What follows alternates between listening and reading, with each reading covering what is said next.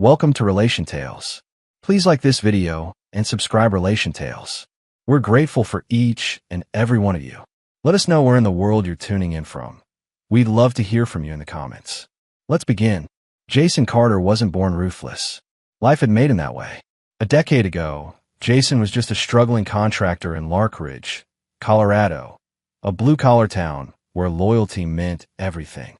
Back then, he had dirt under his fingernails, hope in his heart, and Rebecca, the girl with the sunflower smile, by his side.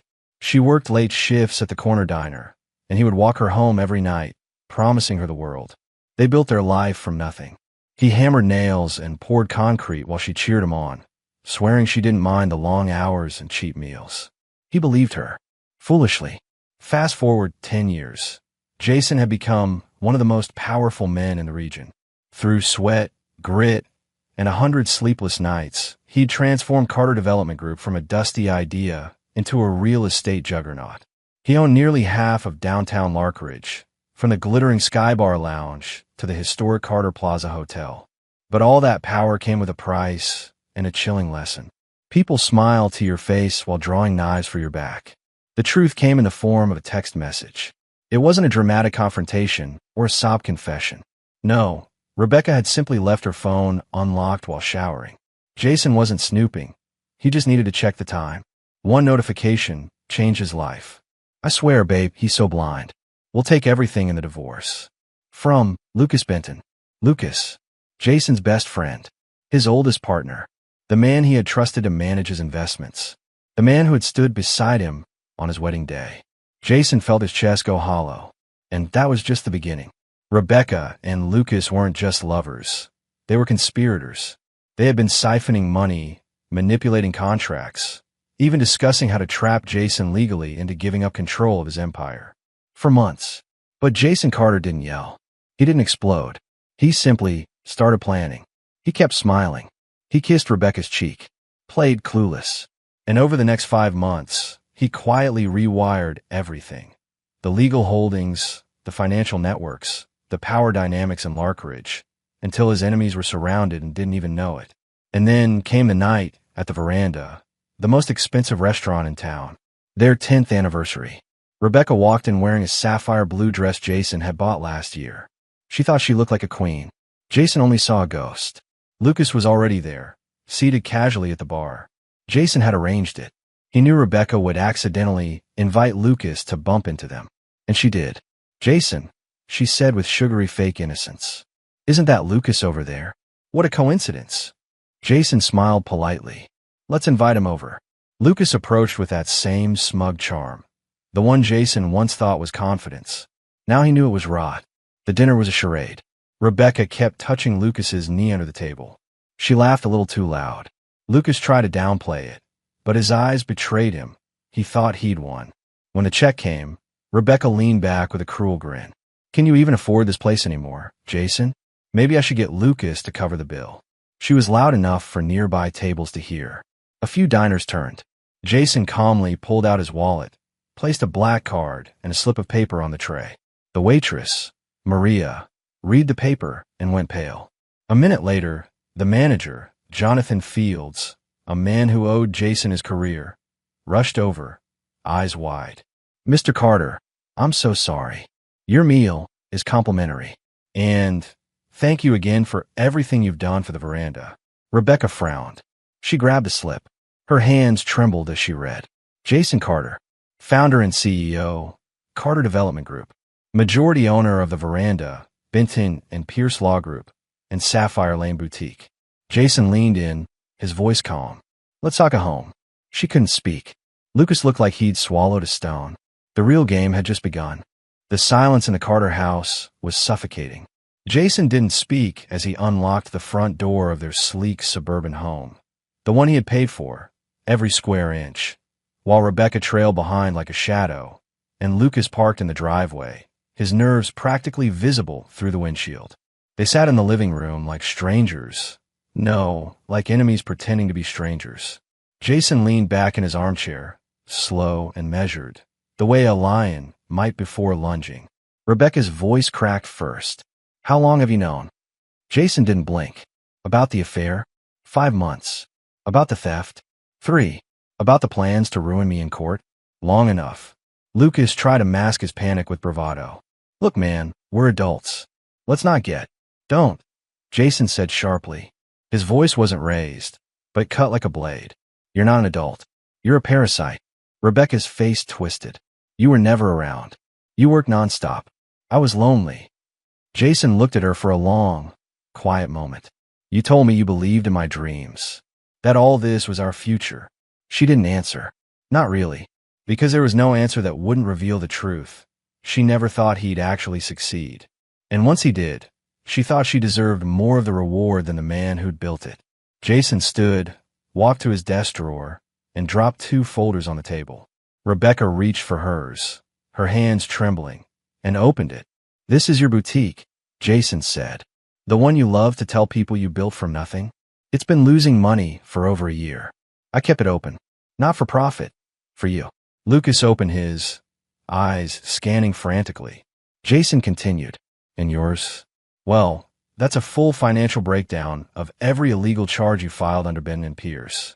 Billable hour fraud. Client manipulation. Your promotion was built on lies. Lucas's voice cracked. You can't prove any of that. Jason smiled slightly. Oh, I already did. He turned and grabbed a final folder. Thick. Labeled simply, Exhibits AZ. I traced every dinner, hotel stay, gift, all of it, to a business credit line you both thought was personal. You committed embezzlement. Wire fraud. You even used my holding company's tax ID. Sloppy. Rebecca turned pale. You're bluffing. Jason walked to the window, stared out into the quiet Larkridge night, and said softly, Do you know how many people owe me favors in this town? Do you understand what I've built while you two were playing house with my life? Lucas stood up. You want revenge. That's what this is. Jason turned. No, I want accountability. He didn't scream. He didn't throw anything. He simply turned and left the room. That night, Rebecca cried alone in the guest bedroom, the one Jason had never let her see before, because it was meant to be a nursery one day. She cried for what she lost, but not for what she did. Lucas drove home, white-knuckling the steering wheel, thinking of ways to twist the story, to turn the narrative, to survive. Because Jason Carter wasn't done yet. The weeks that followed, Lucas Bennon wasn't a fool. He launched a defense. He contacted journalists from Larkridge Post, planted stories. Jason Carter's losing it, he said. The pressure's gotten to him. He's spying on his wife, destroying lives. Rebecca followed suit. He tracked my phone. He manipulated my friends. He's obsessed with control. I was abused emotionally. Together, they painted Jason as a monster, a wealthy, cold, paranoid man with too much time and too much power. It worked briefly. The media ran their headlines. Talk shows speculated. Business partners hesitated. State regulators received anonymous complaints. Jason didn't react publicly. He waited. And when he moved, it was like a chess master unveiling checkmate. 3 weeks after the veranda dinner, Lucas Bennon arrived at his office to find chaos. His paralegal was gone.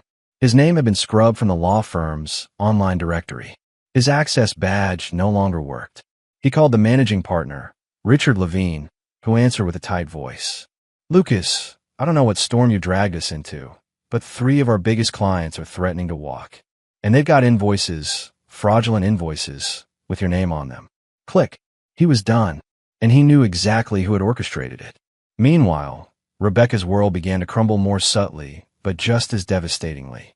Her boutique, Bloom and Birch, had a lease renewal due at the end of the month. She'd assumed it would be rubber-stamped. Instead, she received a cold, professional letter stating, due to concerns regarding financial solvency and tenant reliability, the lease will not be renewed. It was signed by a company called Elwood Holdings, LLC, a shell corporation Jason had created months ago. Rebecca stood in the middle of her boutique, staring at the letter. She remembered bragging to her friends about how she was an independent woman now, that she'd earned this success. She never mentioned it had come from Jason's money, nor how little she understood of the business side.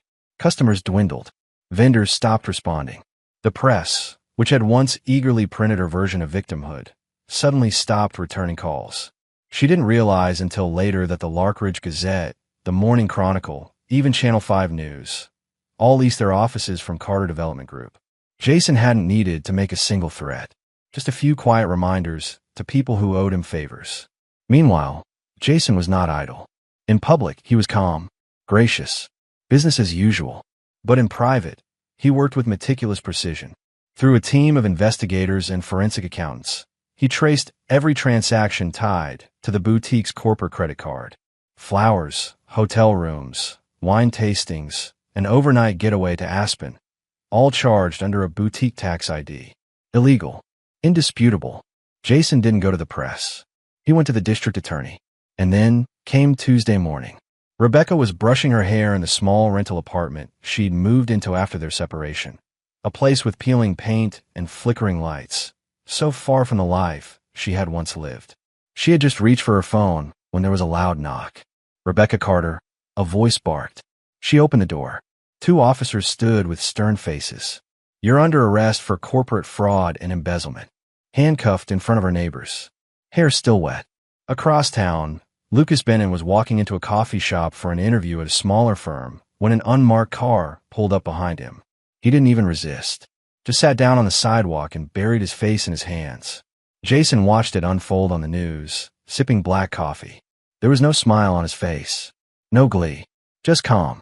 When the DA's office had offered him the choice to quietly settle, to let them pay restitution and walk, Jason had answered without hesitation. No, they don't get to walk away from this. Backstories begin to shatter. Lucas, in jail, finally saw the reality of his life. He had spent years riding Jason's coattails. He thought his charisma was power, but it had always been proximity to real strength that made him relevant. Rebecca was kept in holding for 12 hours before breaking down in sobs. She called Jason. They hadn't spoken in 2 months. When he picked up, she whispered, "Please. I didn't know it would go this far. I was scared. I miss." Jason's voice was like ice. "I warned you, Rebecca. I told you betrayal had consequences." Click. He never spoke to her again.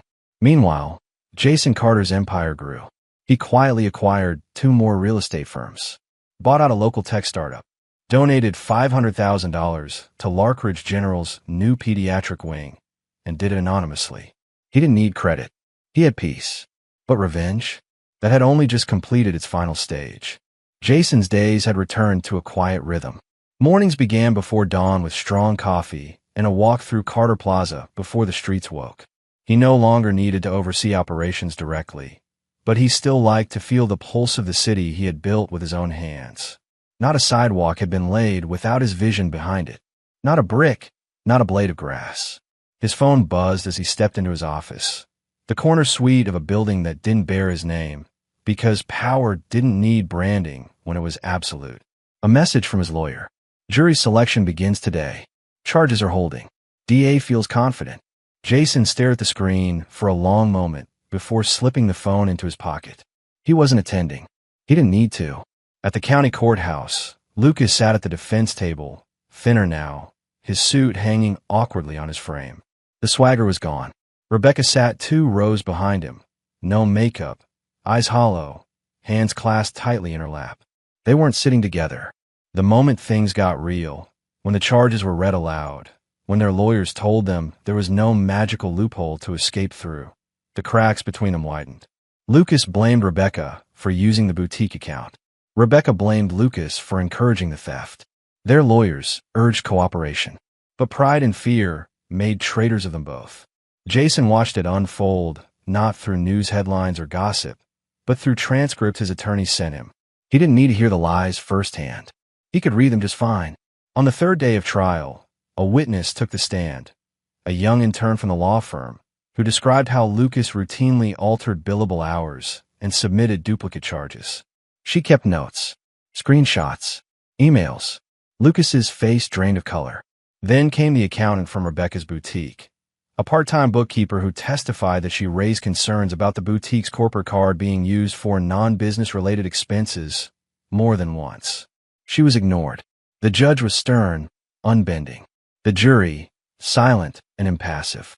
By the 6th day, Rebecca finally broke down on the stand. Her voice trembled as she admitted she knew the card was meant for business use, but that Lucas had assured her it was fine, that they were going to pay it back. When asked if Jason had ever emotionally abused her, as she claimed to reporters months earlier, she hesitated. The room went still. "No," she finally whispered. "He never hurt me. He just didn't deserve what I did to him." Jason received the transcript that night. He read the sentence over and over again. It didn't change anything. It didn't bring comfort. But it told him one thing. She knew. She knew she'd thrown away something real for something rotten. That was enough. Back in court, Lucas tried to push blame toward Rebecca. Said it was her business. Her card. He was just supporting her dream. But the evidence was clear. Every dinner, every trip, every whispered moment was paid for with money meant for inventory, utilities, payroll. Jason didn't need revenge anymore. He had already built something bigger than that. A legacy. And they had tried to ruin it with greed and lust. The prosecution rested. 2 days later, the verdict was unanimous. Guilty. Rebecca was sentenced to 3 years for corporate embezzlement, given the reduced charges due to her cooperation. Lucas received 5 for his role in orchestrating the fraud and for his history of financial misconduct. Jason wasn't in the courtroom when it was read. He was standing at a ribbon-cutting ceremony for the new children's library wing he donated. His name wasn't on the wall, but he knew. He knew justice had been served, and that some lessons needed to be remembered for generations. Back at home that evening, Jason opened a small safe tucked beneath a bookshelf and pulled out a folded photo. The last photo he had of them, him and Rebecca, before the betrayal. They were young, covered in paint, smiling in front of their first tiny home. The kind of smile that had believed in forever. He stared at it for a long time before sliding it back into the safe. He wasn't bitter. Not anymore. Just resolved. Months passed. Fall arrived in Larkridge, sweeping gold and amber across the trees that lined Carter Plaza. The air turned crisp, sharp with the scent of pine and fading summer. Jason Carter walked those streets every morning with the same quiet precision he brought to everything. Not out of habit, out of intention. People greeted him differently now. Before, they nodded with the detached respect owed to a wealthy man. Now, there was a touch of reverence, even fear. Not because he had ruined anyone, but because he had proven what happened when you crossed the wrong man and thought you'd get away with it. The name Jason Carter had become a silent warning in town. He never raised his voice, never made threats, and he had dismantled 2 people's lives with nothing but truth. He'd heard that Rebecca was trying to appeal her sentence. Her lawyer claimed she was a first-time offender, that she had been manipulated.